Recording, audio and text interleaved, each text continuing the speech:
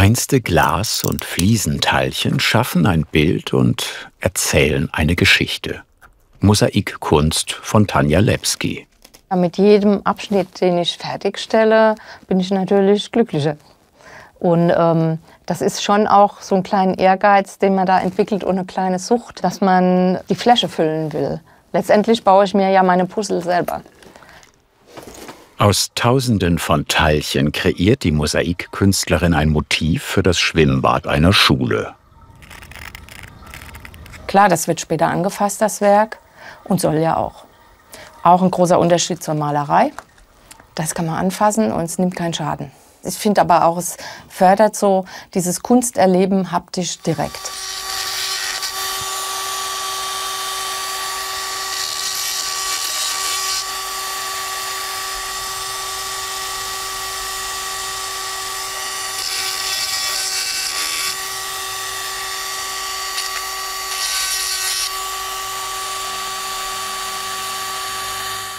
Die Idee ist, 3 Quallen in überdimensionaler Größe an der Betonwand des Schwimmbeckens in Mosaik umzusetzen. Mit 3 ist schon eine Leichtigkeit gegeben, eine Dynamik, die eben auch wiederum dieses Schwimmen und sich im Wasser befinden und die Leichtigkeit verkörpert.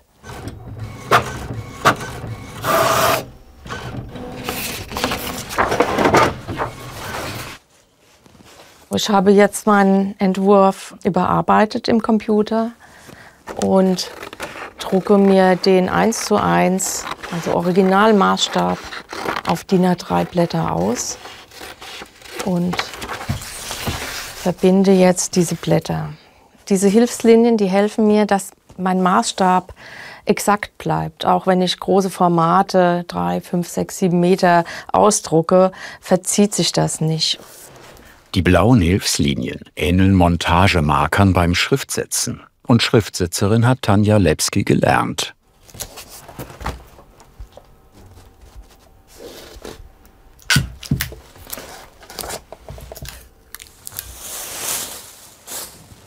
So, der Entwurf wird mit einer Folie abgedeckt, um ihn zu schützen. Den brauche ich später noch, um den Entwurf an der Wand direkt anzuhalten und somit auch dort maßstabsgetreu anzuzeichnen. Das Gitternetz dient als Untergrund für das geplante Quallenmosaik.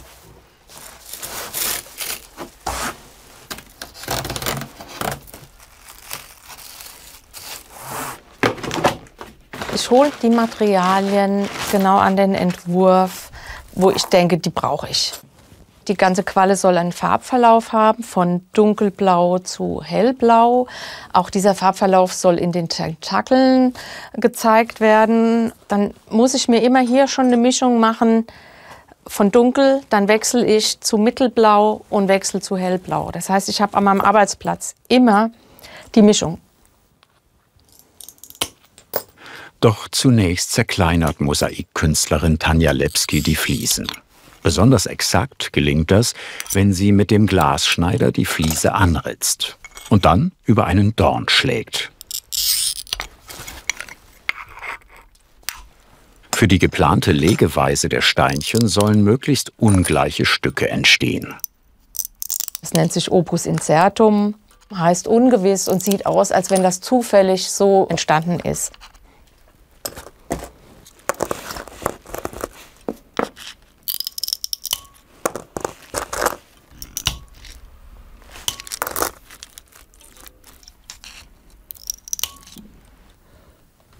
Als erstes lege ich mir die ersten Steine hin.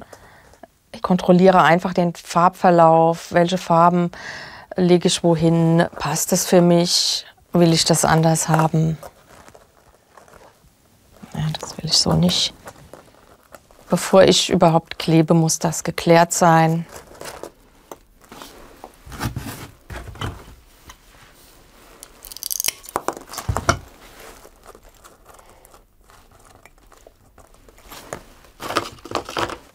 Zum Kleben habe ich mir hier etwas vorbereitet. Das ist ein Polyurethankleber. Ich möchte auch jetzt nicht den ganzen Hintergrund damit bestreichen mit Kleber, sondern nur einen Punkt, damit der Stein auf dem Netz fixiert ist. So kann dann später, wenn ich das an die Wand klebe, der Fliesenkleber durchs Netz auch noch an den Stein gelangen.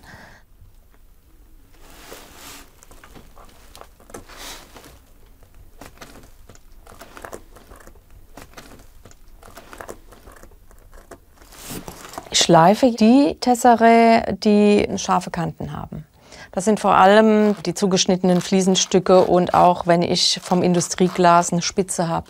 Einfach weil ich weiß, später hängt das in Anfasshöhe und dann sollen die Schüler sich nicht verletzen. Tesseré, in der Einzahl Tessera. So bezeichnet man die kleinen Steinchen, aber auch andere Materialien, mit denen Tanja Lipski ihr Quallenmosaik auslegt.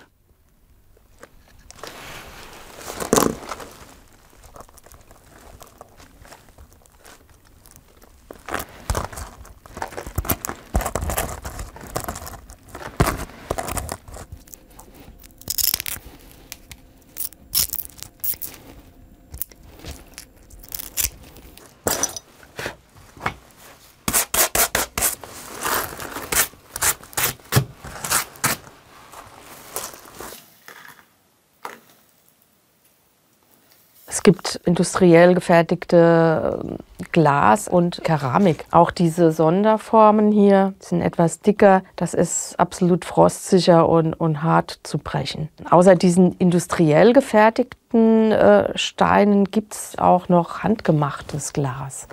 Die sogenannten Smalten, das sieht man hier bei diesem kleinen Ornament. Das sind dickere Materialien, die man eigentlich nur gut mit Hammer und Dorn zuschlagen kann.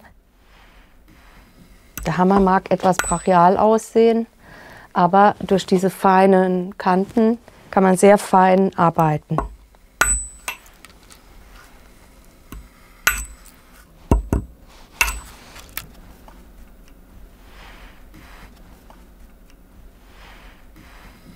Klassisches Land hierfür ist eben Italien und da wird es auch in alter Tradition hergestellt. Ist halt auch wichtig für Restauratoren, dass man noch das gleiche Glasrezept kriegt wie vor 100 Jahren. In der Malerei hat man 3 Grundfarben und kommt recht weit damit. Das ist im Mosaik anders. Ich kann nur im Auge mischen und das dann nur auf Entfernung. Oder ich habe alle Abstufungen, die ich benötige. Ich kann hier mal eine uralte Musterpalette zeigen von Smalten. Die Smalten hier werden in Venedig produziert bis heute.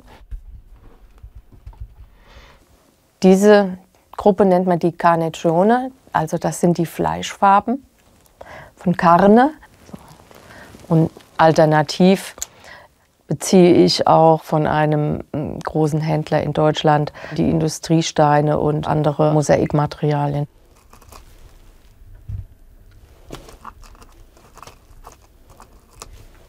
Hier ist eine alte Musterpalette mit Naturstein und im Mosaikbereich wird es immer nach der Farbe wird der Stein benannt.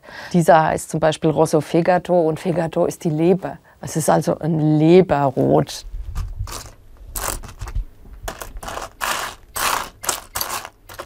Nach der Materialkunde zurück zum Quallenmosaik mit seiner besonderen Legetechnik, dem Opus Incertum. Wie schon bei den Quallenköpfen soll diese Technik auch bei den Tentakeln weitergeführt werden. Dabei kommt es auch auf den Farbverlauf an, von dunkel zu hell.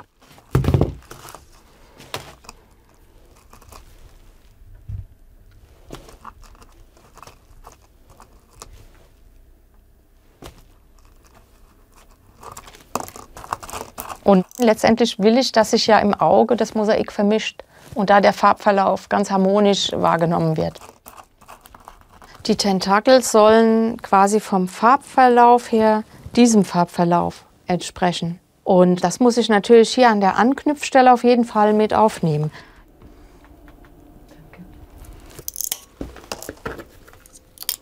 Ich bin immer auch überrascht, wie es am Schluss aussieht. Also es ist immer noch was anderes, ob ich mit einer Entfernung auf ein Ganzes drauf schaue oder hier in meiner kleinen Werkstatt immer nur Step by Step hier die Abschnitte sehe. Ich sehe es nie zusammen und ich sehe es immer nur mit Netz hinten dran. Ich sehe immer nur ein Stück. Deshalb hat Tanja Lepsky jede einzelne Fläche mit einer Nummer versehen. So ist immer klar, selbst später bei der Montage, wo sie sich gerade in ihrem Entwurf befindet. Ganz schlüssig, Qualle 1, Q1. Jede Qualle hat ihre Nummer. Und dann geht es eben von links nach rechts im Entwurf 1, 2, 3, 4, 5. Und dann gibt es von oben nach unten A, B, C.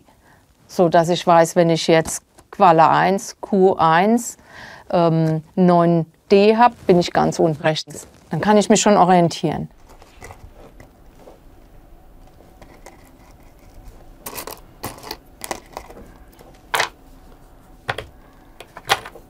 Tanja Lepsky könnte die Mosaiksteine auch direkt an die Wand im Schwimmbad legen. Das Netz ist nur ein Hilfsmittel. Ohne ginge es auch.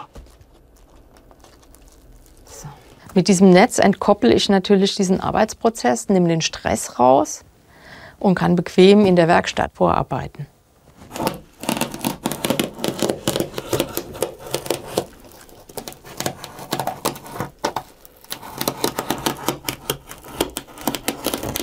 Test, ob was abfällt. Ah ja, 1. Das ist doch ein guter Schnitt. So, wo war das? Das war hier. So. Das lagere ich jetzt einfach draußen, weil meine Werkstatt so klein ist. Und sichere das dann, sodass der Wind nichts umweht. Es ist wetterfest und frostsicher. Blau und Rot, 2 der insgesamt 3 Quallenköpfe sind bereits fertig.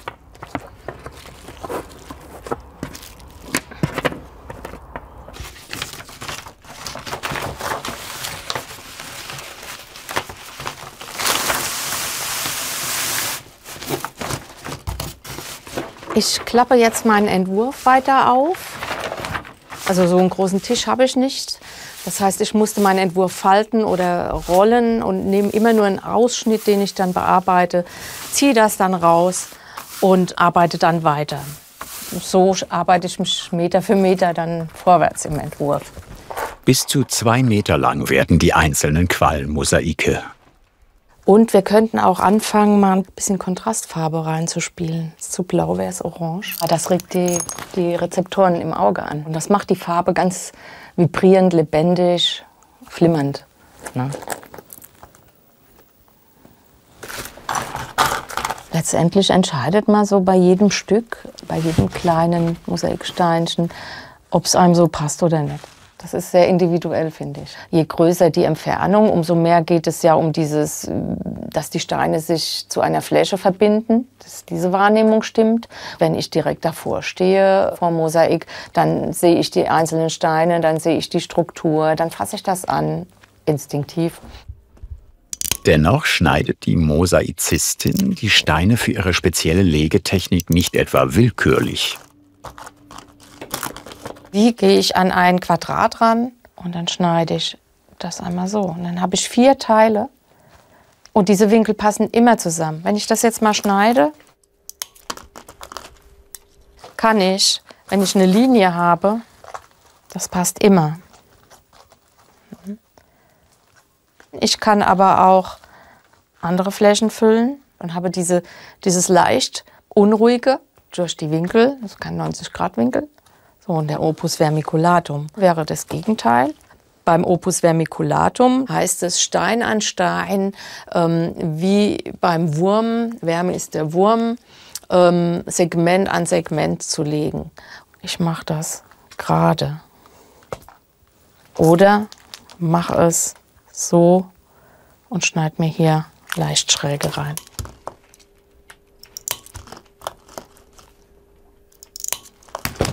Und weil es halt auch von Hand geschnitten ist, ist es ja nie exakt. Das heißt, ich kann hier durchaus diese leichten Schrägen, die beim Schnitt entstanden sind, nutzen, um eine Welle zu formen. Oder ich brauche die Schräge noch mehr, weil ich einen größeren Bogen habe. Ja, und bin aber in einer Steinhöhe. Ich bin in dieser Linie drin, in dieser Wurmgeschichte. So. Na, dann komme ich so in eine Rundung rein. Und das ist so diese alte römisch-griechische antike Technik. Das sieht man hier auch an diesem alten Entchen. Das ist eine Wochenarbeit, die ich an der Scuola Mosaicisti del Friuli gemacht habe. Und es zeigt einen kleinen Ausschnitt aus einem großen antike Mosaik. An dieser weltberühmten italienischen Mosaikschule hat Tanja Lepsky ihr Wissen vertieft. Letztendlich fülle ich eine Fläche und die muss ich optimal belegen. Die Ente und auch die Quallen sind nach der sogenannten direkten Methode gelegt, bei der die Steine direkt ins Kleberbett gesetzt werden. Bei uns ist das Kleberbett jetzt hier diese Polyurethankleber. Das kann aber auch der Mörtel sein, also ein Fliesenkleber. Dass ich meinen Teil eben von oben sehe und direkt reinklebe, fertig. Aber es gibt noch eine weitere Methode, ein Mosaik anzubringen, mit einer Spiegelung des Motivs, die indirekte Methode. Tanja Lepsky hat ein solches Mosaik für ihren Garten vorbereitet. Da klebe ich rückwärts, seitenverkehrt, mit einem wasserlöslichen Leim aufs Papier. Man sieht hier vor allem Naturstein, Marmor und hier ist ein kleiner Halbedelstein drin. Das ist nur die Rückseite von diesem Türkis. Sieht man später dann besser. Tanja Lepsky nutzt das schöne Wetter, um das Natursteinmosaik in ihrem Gartenweg einzufügen und widmet sich später wieder den Quallen.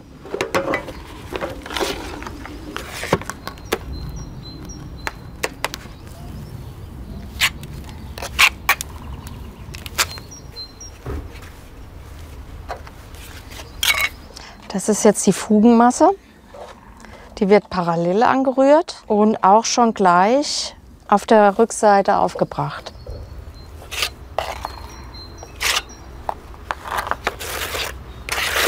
Dann wende ich das und bringe diese ganze Partie ins Kleberbett.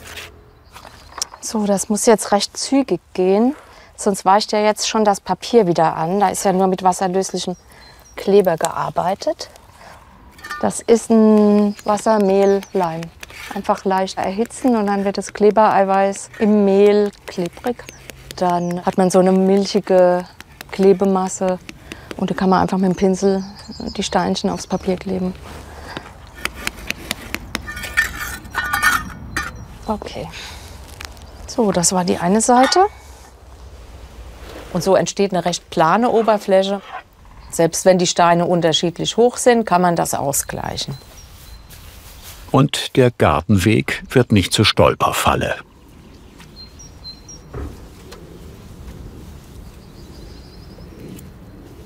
Man versucht dann hier das Papier langsam zu lösen. Es kann sein, dass man einfach öfter nässen muss.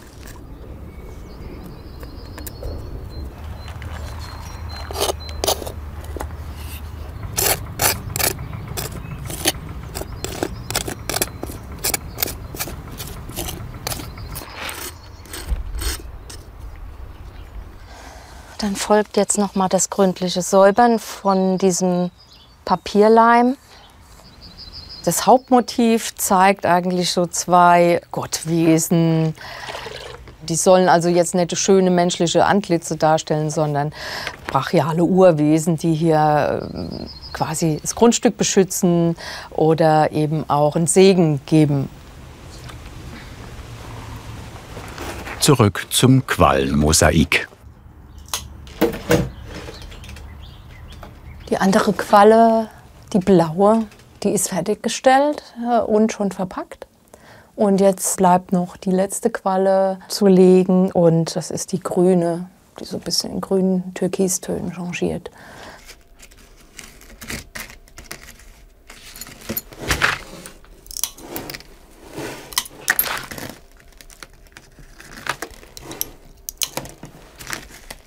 Ich lege jetzt nicht diesen ganzen Rand zuerst, sondern ich entwickle quasi vom Rand heraus immer wieder abschnittsweise die Fläche.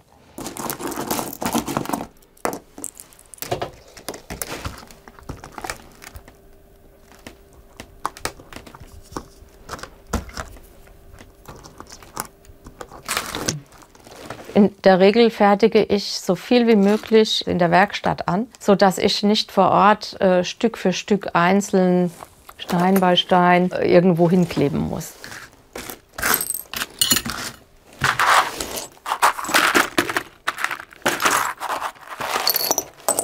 Wie geht's weiter dann? Ist das alles fertiggestellt und vorbereitet? Ich packe sehr gründlich dann mein Auto. Vor Ort, im Schulschwimmbad, hat Tanja Lepski ihre Baustelle eingerichtet. Drinnen nimmt das Quallenmosaik Form an. Ich werde also im Schwimmbad zum ersten Mal auch die ganze Kombination aller 3 Quallen im Gesamtbild an der Wand sehen.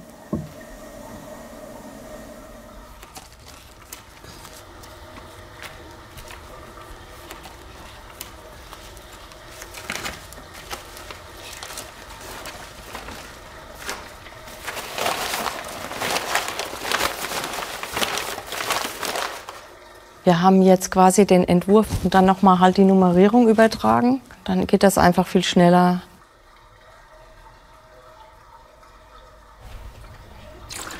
Und was ich da an weißem, milchigem Anteil zugeschossen habe, das ist eine Dispersion, die dafür sorgt, dass der Fliesenkleber länger verarbeitbar bleibt und nachher fester wird.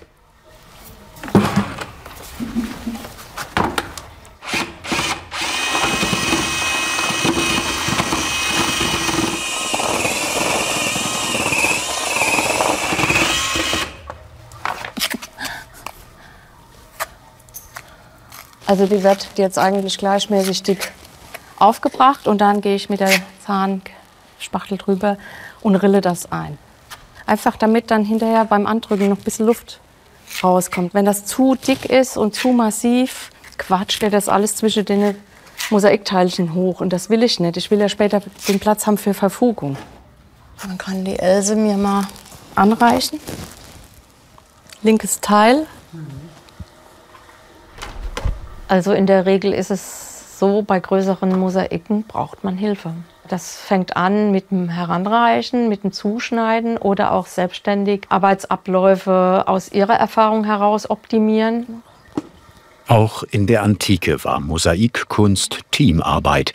Der sogenannte Tessellator hat die Steine zugeschlagen, ein anderer hat die Umrandung des Mosaiks gemacht und der Meister dann das Hauptmotiv gelegt. Viele Mosaike sind schon damals zunächst in der Werkstatt entstanden.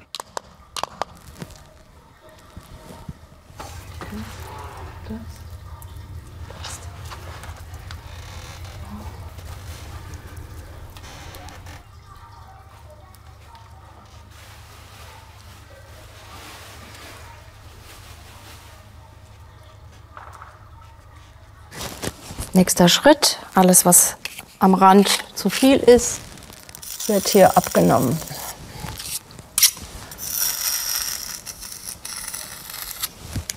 Und bevor das jetzt hart wird, muss ich den Rand wegwischen. Und dann kann ich die fehlenden Stücke noch einsetzen. Die waren jetzt nicht fest genug auf dem Netz. Das kann passieren, wenn man so große Flächen macht. Und wenn ich jetzt hier das Netz sehe, mache ich einfach noch ein bisschen Kleber drauf und klebe den da drauf. Die Gitternetze, auf denen das Quallenmosaik angebracht ist, dürfen nicht überstehen.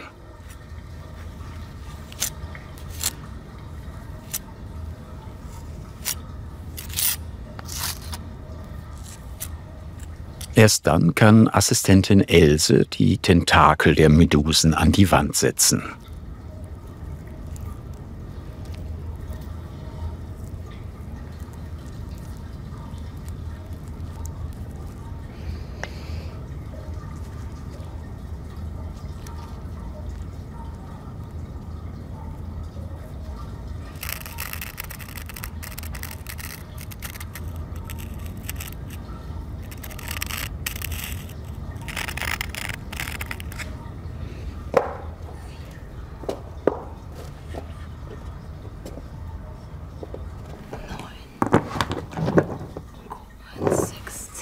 Stück für Stück wird aus dem Entwurf das große Wandmosaik im Schulschwimmbad. Spätestens hier zeigt sich, wie wichtig die Nummerierung für die präzise Platzierung jedes einzelnen Mosaikteils ist. Wie rum ist es denn korrekt?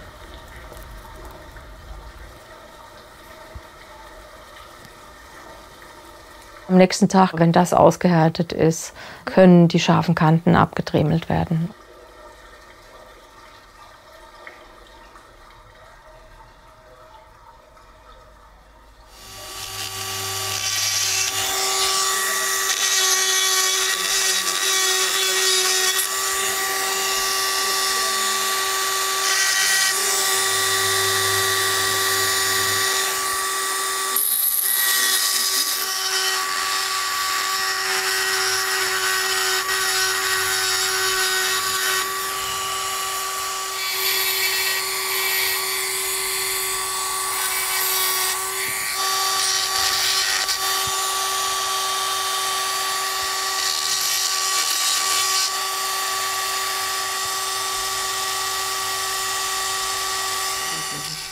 Ich rühre jetzt die Fugenmasse an, wenig Wasser, viel Pulver, Konsistenz auch festcremig.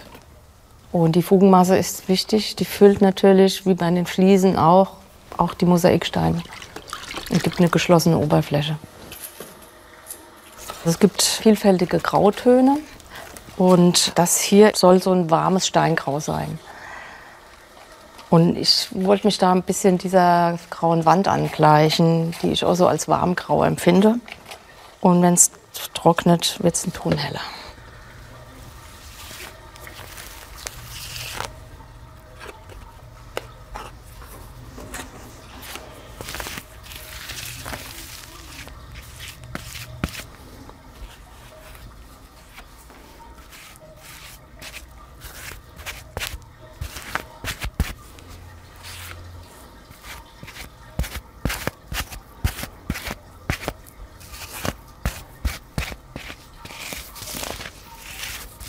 Ich muss in alle Richtungen die Fugenmasse einbringen. Das ist wichtig, sodass da keine Löcher unten noch frei sind und nicht mit Fugenmasse gefüllt sind.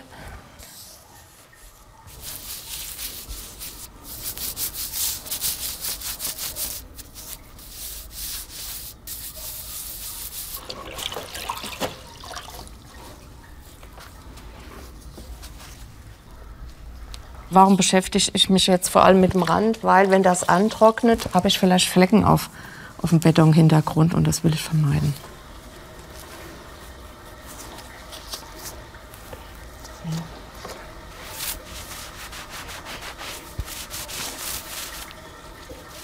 Okay. Das ist ja jetzt immer noch nicht sauber. Das lasse ich jetzt wirklich anziehen und dann wird es nur noch mit dem trockenen Tuch auspoliert.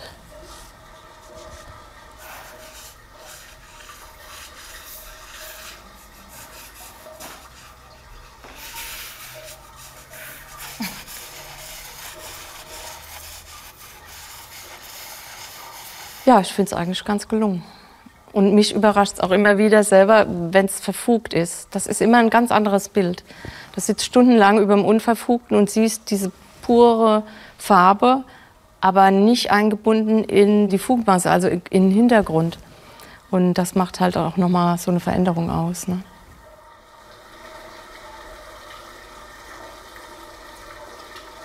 Über 100 Stunden Arbeit. Mehr als 2000 handgebrochene Steinchen.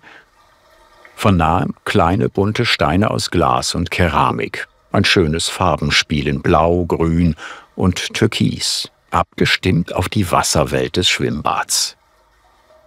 Mit Abstand 3 überdimensionale Mosaikquallen, die über die Wand schweben, als ob sie in ihrem gewohnten Element, dem Wasser, wären. Medusentanz nennt die Künstlerin ihr Mosaik.